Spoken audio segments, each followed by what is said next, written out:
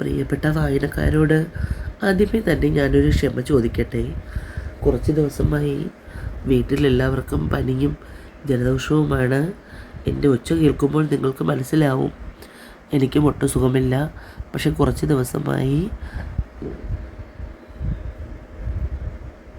Voice ചെയ്തിട്ട്, അതുകൊണ്ടാണ് ഞാനിപ്പോൾ ഈ സാഹസത്തിന് മുതിരുന്നത്. പ്രണയതീരം ഭാഗം 9. ഏകദേശം 6 മണിയോടുകൂടി ദേവയുടെയും ഗോപുവിൻ്റെയും പ്രോഗ്രാം സ്റ്റാർട്ട് ചെയ്തു. മൈക്കിൽ കൂടി പേര് അനൗൺസ് ചെയ്തതും ഗോപുവും ദേവയും സ്റ്റേജിലേക്ക് കയറി. എങ്ങും നിശബ്ദത. മൈക്കിൽ കൂടി പാട്ട് ഒഴുകി തുടങ്ങി. ദേവയും ഗോപുവും പാട്ടിനൊത്ത് ചുവടുകൾ വെച്ചു. ആ ഡാൻസ് കഴിഞ്ഞതും ഓഡിയൻസിൽ നിന്നും നിർത്താതെയുള്ള കരഘോഷം മുഴങ്ങി. 2 പേരുടെയും ടീച്ചേഴ്സും ഫ്രണ്ട്സും അഭിനന്ദിച്ചു അവരെ. ഗോപിക, ദേവ, ഡാൻസ് സൂപ്പറായിരുന്നു. സ്റ്റേജിന് പിന്നിലേക്ക് ഇറങ്ങിയ ദേവിയെയും ഗോപുവിനെയും ശ്രേയ അഭിനന്ദനങ്ങൾ കൊണ്ട് മൂടി. അവിടെ ഇരുന്ന ജ്യൂസുകളിൽ നിന്നും 2 എണ്ണം എടുത്ത് ശ്രേയ 2 പേരുടെയും കയ്യിൽ കൊടുത്തു. ഗോപുവും ദേവിയും ക്ഷീണം കാരണം ജ്യൂസ് വാങ്ങി കുടിച്ചു. 4 പ്രോഗ്രാമിന് ശേഷം മാത്രമേ നിങ്ങൾക്കിനി പ്രോഗ്രാമുള്ളൂ.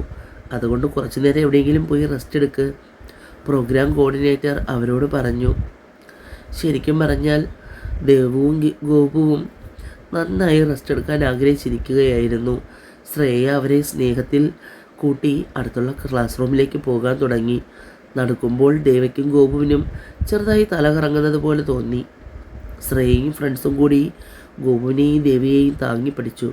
ശ്രേയ, ദേവപ്രിയയ്ക്കും ഗോപിയയ്ക്കും എന്തു പറ്റി? അതുവഴി വന്ന് നിർമ്മല ടീച്ചർ ചോദിച്ചു. ഇവരുടെ പ്രോഗ്രാം ഇപ്പോൾ കഴിഞ്ഞതേയുള്ളൂ ടീച്ചർ, ക്ഷീണം തോന്നുന്നു എന്ന് പറഞ്ഞു. അതുകൊണ്ട് കുറച്ചു നേരം റെസ്റ്റ് എടുക്കാൻ റൂമിലേക്ക് കൊണ്ടുപോവുകയാണ്. Okay then carry on. Teacher അവിടെ നിന്ന് പോയി. ശ്രേയ കൂട്ടുകാരികളെ നോക്കി ഗൂഢമായി ചിരിച്ചു. കയ്യും കാലും ബന്ധിച്ച നിലയിൽ ദേവിയെയും ഗോപുവിനെയും കസേരയിലേക്ക് ഇരുത്തിയിരിക്കുകയാണ്. 2 പേരും ബോധം പറഞ്ഞ അവസ്ഥയിലാണ്. ഫ്രെഡി ഒരു കെട്ട് നോട്ടെടുത്ത് ശ്രേയയ്ക്ക് നീട്ടി. നീ ചെയ്തതിനുള്ള കൂലി നിനക്ക് പോകാം. ഫ്രെഡി, ഇതിൻ്റെ പേരിൽ എനിക്ക് പ്രശ്നമൊന്നും ഉണ്ടാകരുത്, ശ്രേയ പറഞ്ഞു. ഇതിൻ്റെ പേരിൽ നിനക്കൊരു പ്രശ്നവും ഉണ്ടാവില്ല ശ്രേയ, ഞങ്ങൾ നോക്കിക്കൊള്ളാം. ഫ്രെഡി അവൾക്ക് ഉറപ്പ് കൊടുത്തു. ഓഡിറ്റോറിയത്തിൽ ഇരുന്ന് കുട്ടികൾ 4 പാടും ചിതറി ഓടുന്നു. ക്യാമ്പസിനുള്ളിൽ പോലീസ് ജീപ്പുകൾ വന്നു നിൽക്കുന്നു. പലർക്കും ചുറ്റും നടക്കുന്നത് എന്താണെന്ന് മനസ്സിലായില്ല. ഡെറിക്കിനെയും ഫ്രെഡിയെയും കൈവിലം കണിഞ്ഞ് പോലീസുകാർ കൊണ്ടുവരുന്നു. ശരീരത്തിൽ അവിടെ എവിടെയായി മുറിവുകളുമുണ്ട്. ഷർട്ടിൽ രക്തക്കറയും. സിദ്ധുവിനോടൊപ്പം വരുന്ന ഗോപുവിനെയും പ്രിയയെയും കാണേ എല്ലാവരിലും അമ്പരപ്പാണുണ്ടായത്. പ്രോഗ്രാം ഡ്രസ്സിലാണ് അവരുടെ വേഷം. 2 പേരും ഷോള് പുതച്ചിട്ടുണ്ട്. എല്ലാവരെയും അക്ഷരാർത്ഥത്തിൽ ഞെട്ടിച്ചത് രുദ്രൻ്റെ കൈകളിൽ വാടി തളർന്ന് മുറിവുകളുമായി കിടക്കുന്ന ആ ആളിലായിരുന്നു. കൂട്ടത്തിൽ ആരോ വിളിച്ചു പറയുന്നത് കേട്ടു, മൃദുല മിസ്. കൃത്യം 1 മണിക്കൂർ മുമ്പ് നടന്ന സംഭവത്തിലേക്ക് പോകാം. ഡാ ഫ്രെഡി, ഞാനിപ്പോൾ വരാം. ഡെറി, നീ ഇതെവിടെ പോവുക? ഡാ 5 മിനിറ്റ്, ഞാനിതാ വരുന്നു. അതും പറഞ്ഞ് ഡെറി നടന്നു. മൃദുലയെ പൂട്ടിയിരിക്കുന്ന മുറിയിൽ മുന്നിലെത്തി ഡെറി. നിനക്കുള്ള പണി പിന്നെ തരാമെന്ന് ഫ്രെഡി പറഞ്ഞെങ്കിലും എൻ്റെ മനസ്സിനൊരു സമാധാനമില്ല. അതുകൊണ്ട് ഇപ്പോൾ തന്നെ വന്നത്.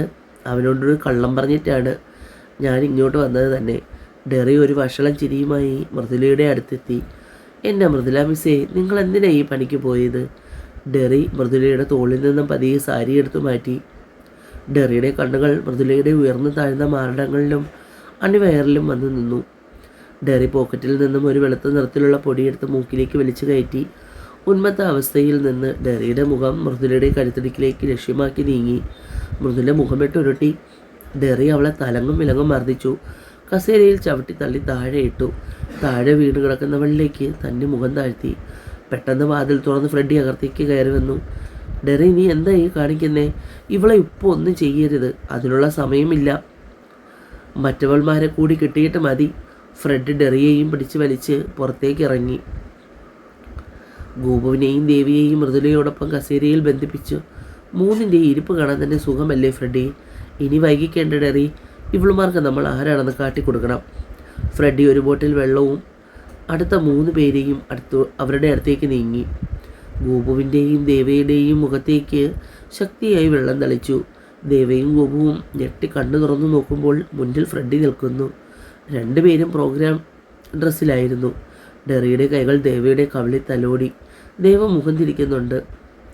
ഫ്രെഡി ഗോപുവിൻ്റെ മുന്നിൽ വന്ന് മുട്ടുകുത്തിയിരുന്നു. അവളുടെ കൈകളിലൂടെ വിരലോടിച്ചു.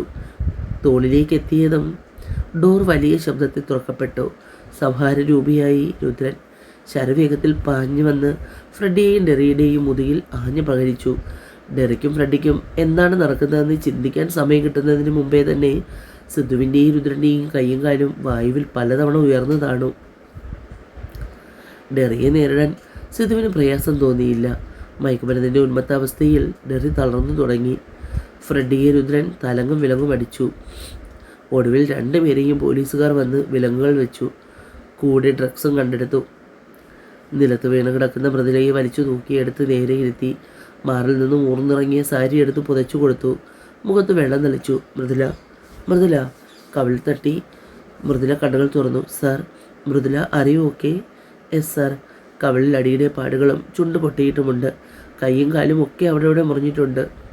സിദ്ധു ഗോപുവിൻ്റെയും ദേവിയുടെയും കെട്ടുകൾ അഴിച്ചു. ഷോൾ കൊണ്ട് ഇരുവരെയും പുതപ്പിച്ചു. ഗോപു ദേഷ്യത്തിൽ പോലീസുകാർക്കൊപ്പം നിന്ന ഡെറിയെയും ഫ്രെഡിയുടെയും കവിളിൽ മാറി മാറി അടിച്ചു. സിദ്ധു ഓടിച്ചെന്ന് ഗോപുവിനെ വട്ടം പിടിച്ചു. ഗോപു സിദ്ധുവിനെ കെട്ടിപ്പിടിച്ച് കരഞ്ഞു. ദേവ ചുറ്റും നടക്കുന്ന എന്തെന്ന് വിശ്വസിക്കാനാവാതെ കണ്ണും നിറഞ്ഞു നിൽക്കുകയാണ്. കണ്ണുകൾ മാത്രം നിറഞ്ഞു പെയ്തുകൊണ്ടേയിരുന്നു. രുദ്രന് ദേവിയുടെ അവസ്ഥ മനസ്സിലായി. അവളുടെ അടുത്തേക്ക് ചെന്നു. ഒന്നുമില്ലടോ, ഒന്നുമില്ല, പേടിക്കേണ്ട. രുദ്രൻ ദേവിയെയും ഗോപുവിനെയും ഇരു കൈയിലും ചേർത്ത് പിടിച്ചു.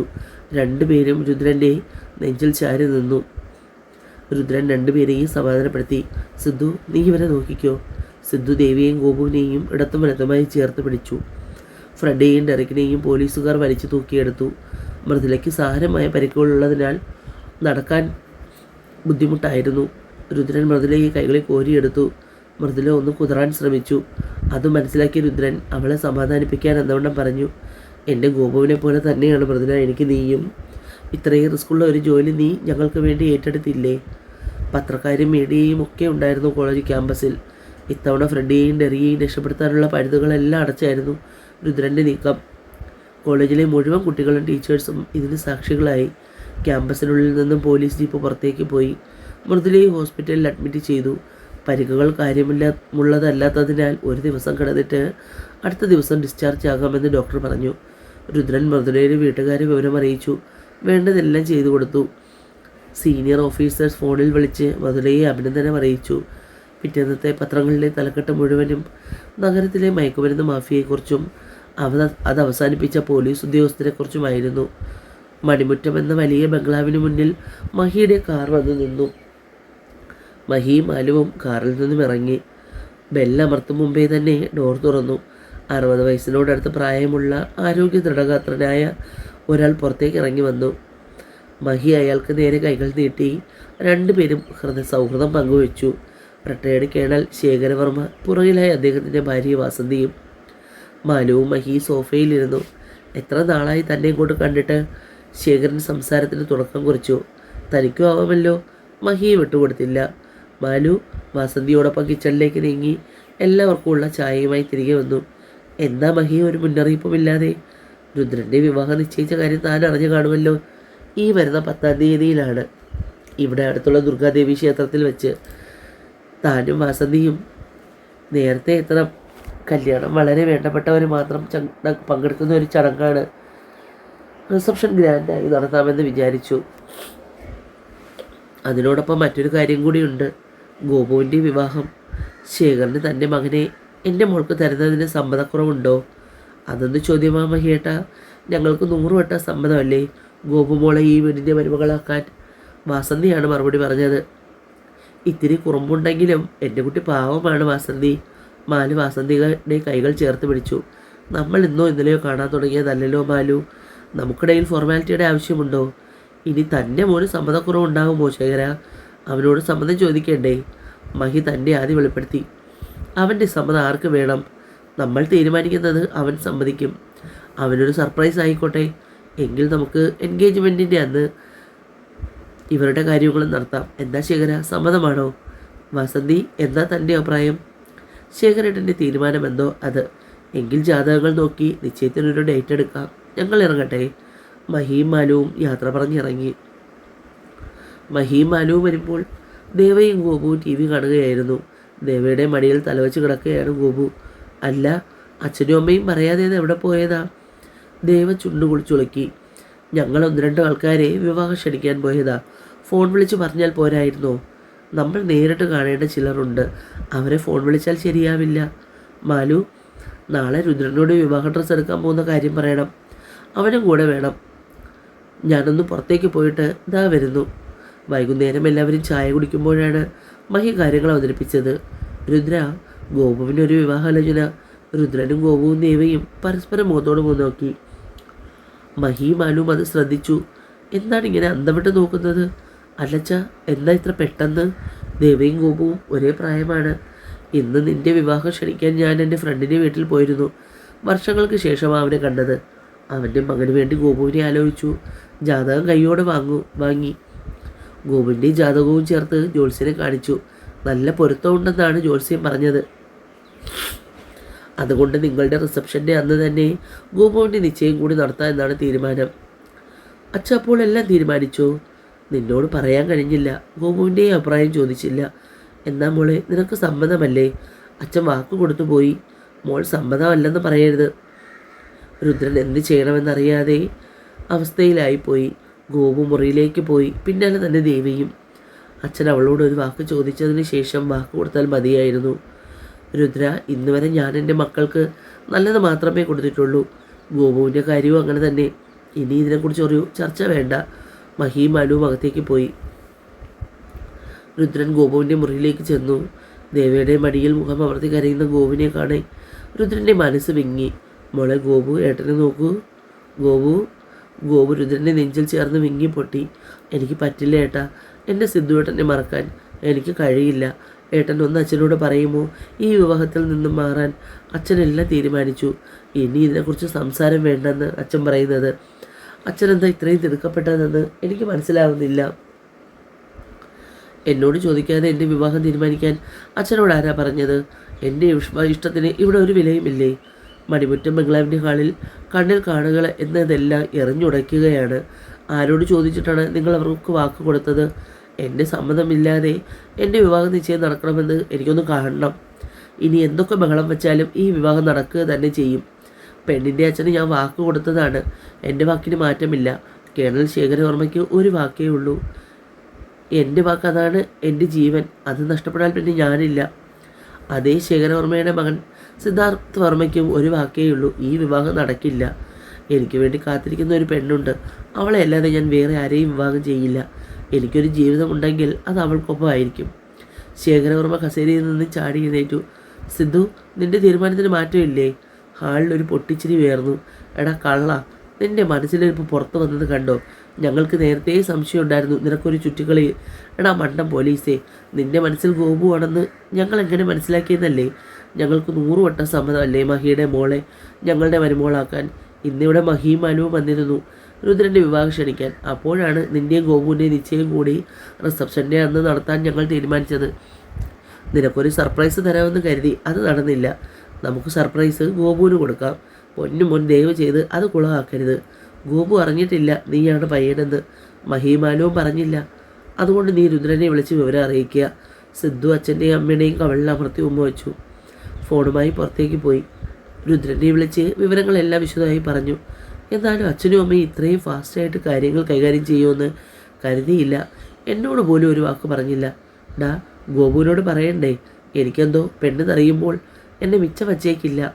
അവൾക്ക് ഇത്തിരി നെകളിപ്പ് കൂടുതലാണ്. അതുകൊണ്ട് ഇപ്പോഴൊന്നും പറയണ്ട. എൻ്റെ കല്യാണ ദിവസം നമുക്ക് അവളെ അറിയിക്കാം. അതുപോലെ സിദ്ധു? അത് മതിയോ രുദ്ര? അവൾ അറിഞ്ഞു കഴിയുമ്പോൾ ഇങ്ങനെ പേടിച്ചാലോ? സിദ്ധു ഒന്നുമില്ലെങ്കിലും നീ ഒരു പോലീസുകാരനല്ലേ? നീ ഫോൺ വയ്ക്ക്, ബാക്കി കാര്യങ്ങൾ ഞാൻ നോക്കിക്കൊള്ളാം. പ്രതീക്ഷിച്ചതുപോലെ രാത്രി ഗോപുവിൻ്റെ ഫോൺ സിദ്ധുവിനെ തേടിയെത്തി. ഹലോ സിദ്ധുവേട്ടാ. ഫോൺ എടുത്തതും പെണ്ണ് ഒരേ കരച്ചിൽ. സിദ്ധുവിൻ്റെ മനസ്സൊന്ന് ഇടറിയെങ്കിലും അത് സമർത്ഥമായി മറച്ചു. ഗോപു, നീ എന്തിനാ കരയുന്നേ? സിദ്ധുവേട്ട, എന്നെ വിവാഹം നിശ്ചയിച്ചു. അച്ഛൻ്റെ ഫ്രണ്ടിൻ്റെ മോനുമായി. രുദ്രേട്ടൻ്റെ റിസപ്ഷൻ്റെ അന്നാണ് നിശ്ചയം നടത്താൻ തീരുമാനിച്ചിരിക്കുന്നത്. ഗോപു ഒറ്റ ശ്വാസത്തിലെല്ലാം പറഞ്ഞു. ഗോപു, നീ എന്താ തമാശ പറയുന്നു? നീ ഇത് എന്തൊക്കെയാണ് പറഞ്ഞതെന്ന് ഓർമ്മയുണ്ടോ?